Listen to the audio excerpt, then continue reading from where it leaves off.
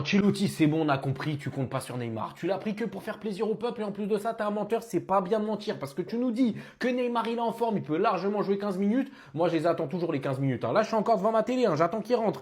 Ah non, c'est un autre programme, c'est scène de ménage. Non, mais sérieusement, Ancelotti, comment tu fais pour pas faire entrer Neymar dans un match comme ça, sachant que t'es très vite mené au score, c'est le Japon qui ouvre le score et durant tout le match, tu cours derrière ta qualification et ça arrive très tardivement sur le but de Martinelli à la 94e et durant tout ce temps, tu fais pas rentrer Neymar, tu fais même rentrer Danilo Santos à la 90e, mais il n'y a pas de Neymar. Donc dis-lui tout de suite, c'est bon, on arrive dans les phases d'élimination directe, tu comptes pas sur lui, voilà. Par contre, tu l'as fait s'échauffer. Ah oui, pendant longtemps, il s'est chauffé, il était sur le banc là, il s'est chauffé, mais il va jamais rentrer. Je crois qu'il est juste là pour célébrer les buts de ses coéquipiers. Voilà, c'est la mascotte, il va danser avec Vinicius et tout, mais il rentrera pas sur un terrain. Ah si, peut-être à la 119e dans un match où là, tiré en prolongation et après il y a une séance de tir au but parce qu'on sait Neymar, c'est un spécialiste des tirs au but, mais sinon tu comptes pas sur lui parce que dans ce match-là où en deuxième mi-temps tu avais 80% de possession de balle et tu sais qu'avec la créativité de Neymar, il aurait pu débloquer le match, tu l'as pas fait rentrer, bah pour moi tu le feras jamais rentrer. Le Brésil a gagné, s'est qualifié, hein. Mais qu'est-ce que vous êtes nuls.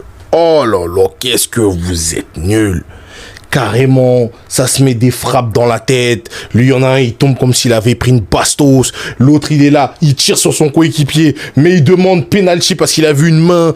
C'est quoi ça? C'est pas la Seleção, ça. C'est pas la Seleção. Ils sont trop nuls. Aujourd'hui, ils ont gagné. Comme j'ai dit à la mi-temps, seul moyen de faire douter les Japonais, c'était de les avoir sur un centre parce que ils sont petits et tu vas gagner de la tête et tu vas marquer. Sinon, je vous jure, la rigueur et le sérieux des Japonais, hein, sans passer par les airs, je sais pas comment t'aurais marqué et comment t'aurais pu les faire douter. Mais le problème, c'est que le Japon aussi, ils ont trop défendu, ils ont arrêté. Vraiment, en deuxième mi-temps, ils sortaient même plus de leur moitié de terrain. Et ça, c'était compliqué. C'est sûr que tu peux pas jouer comme ça. Mais en tout cas, ouais, non, franchement, ce Brésil-là, ouais, non, c'est chaud. C'est chaud, ça va pas aller très très loin pour moi. Ça va vraiment pas aller très très loin. Il était dans cette zone. Le gardien japonais était choqué. Comment vous voulez que le Brésil ne gagne pas? Vinicius est le joueur qui peut apporter une nouvelle étoile à cette sélection. Oui, on peut parler de l'importance de Casemiro, très importante. Alors que celui-ci était beaucoup plus que fautif sur le but japonais, réalisant un match cataclysmique. Lui qui vient remettre les compteurs à égalité. Une présence très importante dans la surface. Martinelli vient clairement faire gagner le Brésil en signant ce but à la 95e minute, en évitant les prolongations par la même occasion. Et aujourd'hui, lui, c'est tout autre chose. Et plus précisément sur cette action, où Vinicius reçoit le ballon dans le camp adverse. Petit Pont élimine son premier vis-à-vis, le laisse complètement derrière. Étant beaucoup plus projeté, regardez à quel point il est malin. Au lieu de chercher à aller normalement sur le côté, celui-ci va littéralement attirer toute l'attention des 3 défenseurs sur lui en même temps. Et alors la deuxième Petit Pont laisse tout le monde derrière lui. Il a failli marquer le but de la compétition. Hormis cela, Vinicius, c'est une prise de responsabilité comme pas possible aujourd'hui. Toutes les actions majeures passées par lui, une efficacité incroyable, un travail défensif remarquable. Neymar n'est pas là. Mais je peux vous dire officiellement, et surtout depuis le début de cette Coupe du Monde, le Brésil a véritablement son nouveau leader. Vinicius veut véritablement marquer l'histoire avec sa sélection et pas faire les choses à moitié et enfin se faire un nom après celui de Neymar. Il y a plein de gens qui commencent à m'envoyer. Ouais, il était vite fait le match de ton fils. Mon fils, vous voulez qu'il fasse quoi tout seul? Qu'il invente? Vous pensez que c'est qui? C'est Isaac Newton qui va créer des choses? Les gars, juste avec cette action, il avait fait son match. Juste avec cette action, mon fils avait fait son match.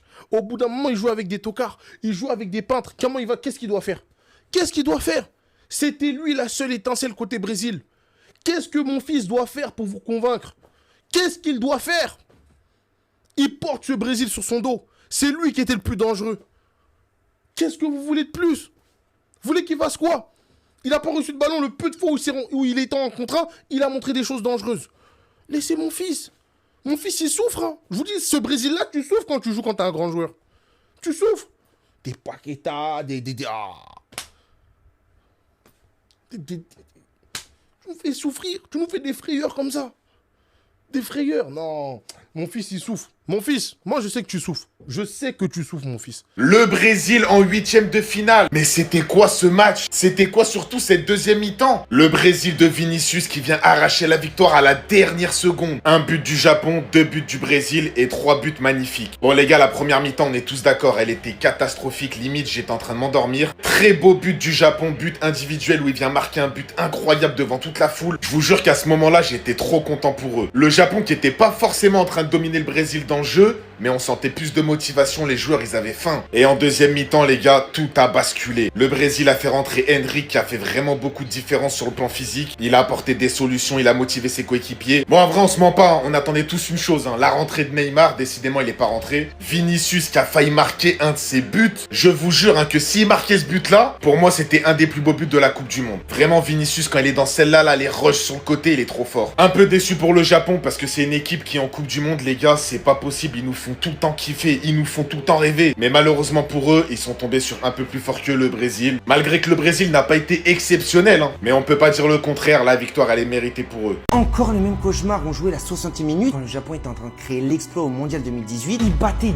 2-0 la Belgique en 8e de finale. C'était la Belgique avec la génération dorée, mais d'une manière totalement inexplicable. Les Japonais ont fini par baisser les bras et leurs adversaires ont remporté le match 3-2. Et le but de la remontada est arrivé à la toute dernière minute. Il est arrivé la même chose au Qatar 2022. La sélection japonaise était quand même première de son groupe, dans un groupe où il y avait quand même l'Espagne et l'Allemagne qui étaient championnes 2014. Ils avaient battu ces deux mastodons et en 8e de finale, ils se retrouvaient contre la Croatie où ils dominaient le début de match. Ils menaient même. À la 60e minute, ils ont été rattrapés par la Croatie. Finalement, le but allait jusqu'au tir au but et une fois encore, leur fin s'est arrêtée en 8e de finale. Mais ce qui s'est passé ce soir est inexplicable. Le Japon était bien supérieur au Brésil. Ils étaient en train de créer l'exploit. C'était clairement mérité. Ils menaient d'1-0. Mais Casemiro a égalisé à 56e minute. Les Japonais ont résisté pour aller jusqu'en prolongation. Mais l'histoire s'est répétée une fois de plus avec un but de Martinelli dans la toute dernière minute. Et malgré ça, on sent encore une équipe qui a progressé.